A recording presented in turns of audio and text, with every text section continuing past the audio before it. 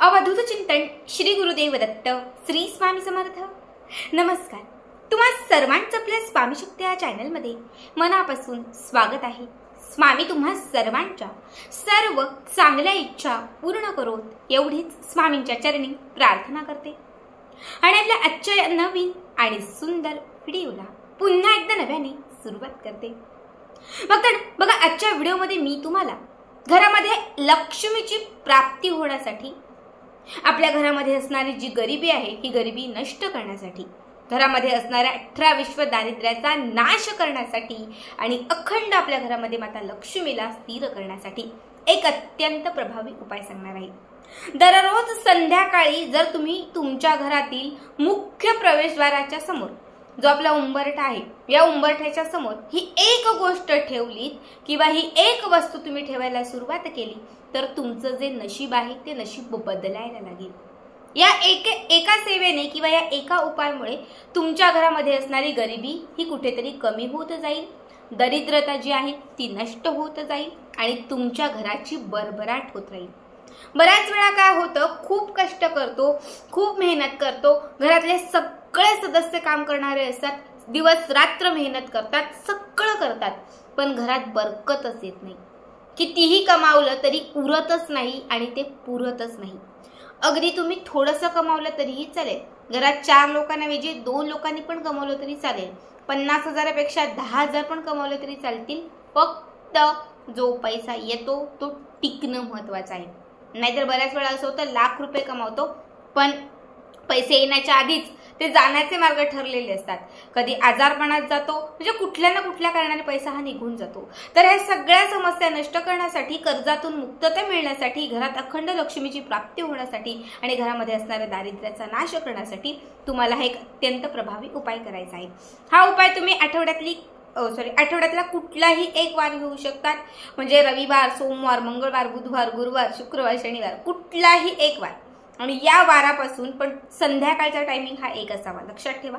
सायंकाळी जेव्हा तुम्ही हा उपाय कराल तेव्हा 6:30 ते 7 किंवा फार तर 6, 7:30 याच वेळात आपल्याला हा उपाय करायचा आहे, कारण ही सांज वेळ असते, उपाय करण्यासाठी अत्यंत सात्विक वेळ असते आणि असंही म्हटलं जातं की ही लक्ष्मी प्राप्तीची वेळ असते, म्हणजे घरामध्ये लक्ष्मीला प्रसन्न करण्यासाठी किंवा घरामध्ये साक्षात लक्ष्मी येण्याची ही वेळ असते। आणि जर या वेळात तुम्ही काही उपायाने सेवा करत असाल तर लक्ष्मी आपल्या घराकडे आकर्षित होऊन ती आपल्या घरामध्ये स्थिर होते।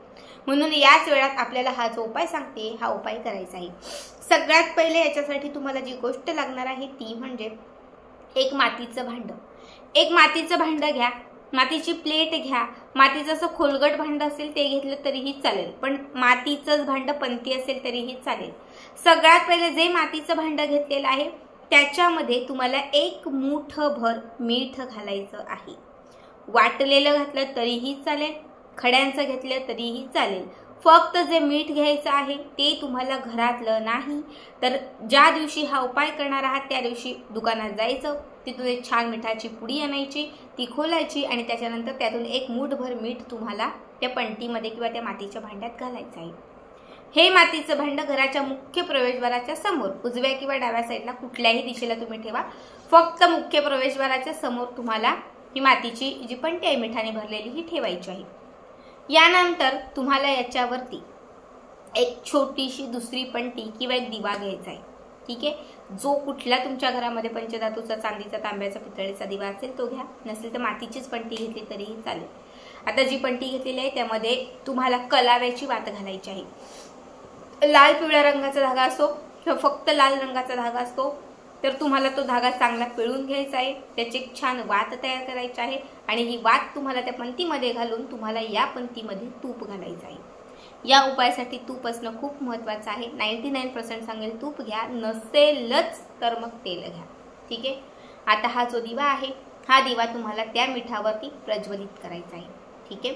तिथे बसण्यासाठी एक छान आसन घ्या, आसनावरती बसा। त्याच्यानंतर काय करायचं तर हे जे तूप किंवा तेल तुम्ही घातलेलं आहे त्या दिव्यात त्यात एक चिमूटभर हळद घालायची, 2 अख्ख्या लवंगा घालायच्या, 2 त्याच्यामध्ये अख्ख्या ज्या हिरव्या वेलच्या असतात ह्या हिरव्या वेलच्या घालायच्या आणि यामध्ये तुम्हाला 1 कापराची छान पडी घालायची आहे। हे सगळं घालून झालं की त्याच्यानंतर पुढचा महत्त्वाचा उपाय, याच्यासाठी तुम्हाला घ्यायचे आहेत धने।